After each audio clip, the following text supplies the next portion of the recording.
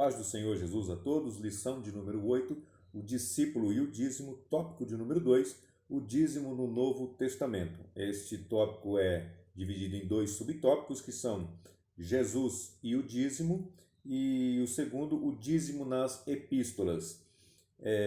Jesus e o dízimo, Mateus capítulo 23, versículo 23, mas antes disso, gostaria de ler com vocês aqui Hebreus capítulo 5, versículo 10, porque o Antigo Testamento ele faz uma ligação com o Novo Testamento. O Antigo Testamento são sombras, o Novo Testamento é o cumprimento das sombras, é o tipo e o antitipo, tá certo?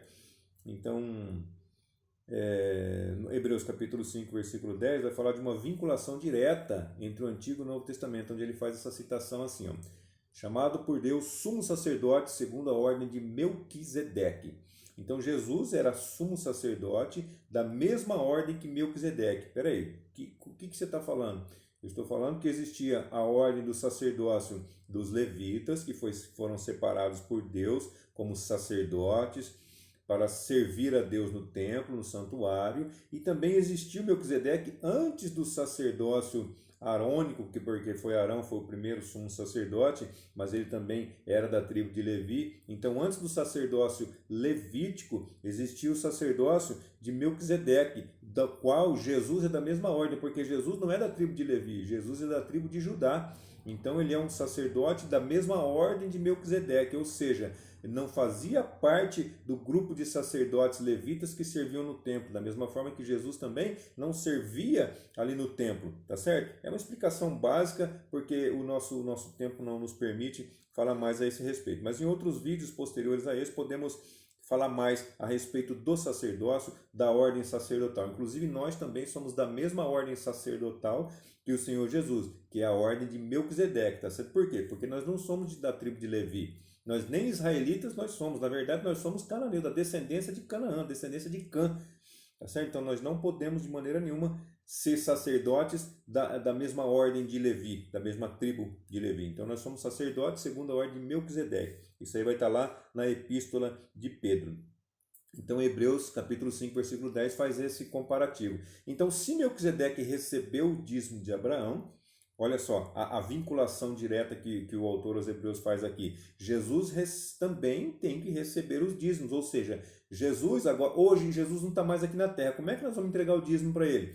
Através das igrejas que ele deixou implantadas aqui na terra. Porque Jesus, ele fez um pacto, ele estabeleceu a sua igreja aqui na terra para que nós pudéssemos, para que a sua igreja pudesse divulgar o evangelho, pregar o evangelho a toda criatura.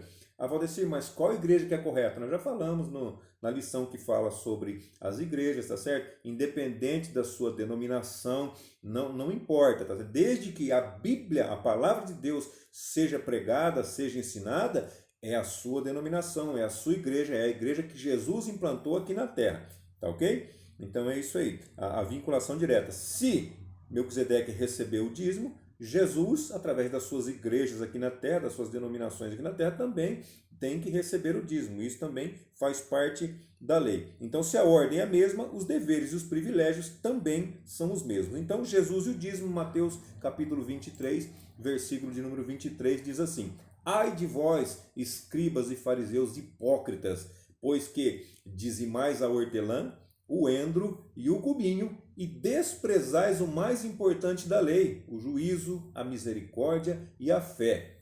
Deveis, porém, fazer estas coisas e não omitir aquelas. Olha só o que Jesus está falando aqui. Ele está dizendo aqui que os fariseus davam o dízimo de coisas pequenas, como a hortelã, o endro, o cominho, mas eles desprezavam o mais importante da lei, que era o juízo, a misericórdia e a fé. E ele ainda dá um conselho aqui, ó. Deveis, porém, fazer estas coisas. Eu quero ensinar uma regrinha básica de português aqui para você nunca mais esquecer, tá bom? Quando eu ouvir essas palavras.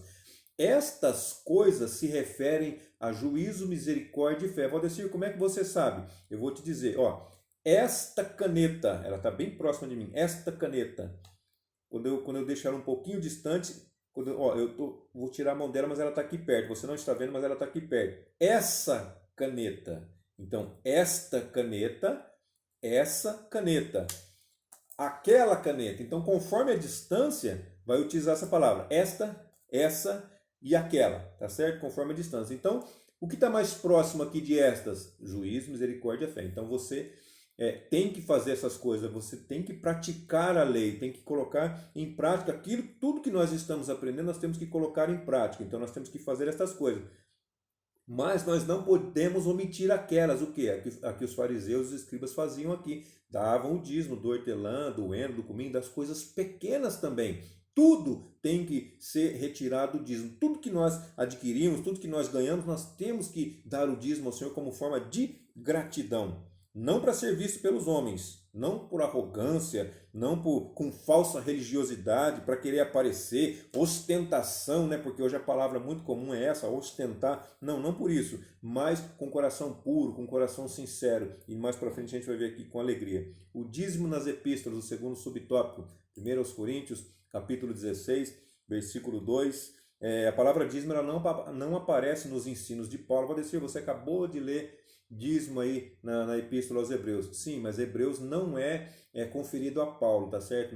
Não linkaram Paulo como autor da Epístola aos Hebreus, tá certo? Então, nas epístolas, nos ensinos de Paulo, ele não fala a palavra dízimo, mas os seus ensinamentos têm tudo a ver com dízimo. Por exemplo, aqui, 16, 2. No primeiro dia, 1 aos Coríntios 16, 2, no primeiro dia da semana, cada um de vós ponha de parte o que puder ajuntar, conforme a sua prosperidade, para que não se façam coletas quando eu chegar, tá certo? E quando tiver chegado, o versículo 3 também, mandarei que os que por cartas aprovardes para levar a vossa dádiva a Jerusalém. Eles estavam fazendo um ajuntamento, uma coleta para poder enviar para a igreja de Jerusalém. Tá certo? Olha só o que eles faziam. Então eles pegavam o primeiro dia da semana, pegavam no domingo, fazia essa coleta, segundo a prosperidade de cada um. Olha se isso não é o dízimo, olha se não tem tudo a ver com o dízimo. O dízimo não é 10% do meu salário, daquilo que eu ganho, daquilo que você ganha. Então se eu ganho 1.000, você ganha 2.000, é proporcional. O meu é 100, o seu é 200. Então é proporcional. Então segundo a prosperidade de cada um. É a mesma coisa, é a mesma prática.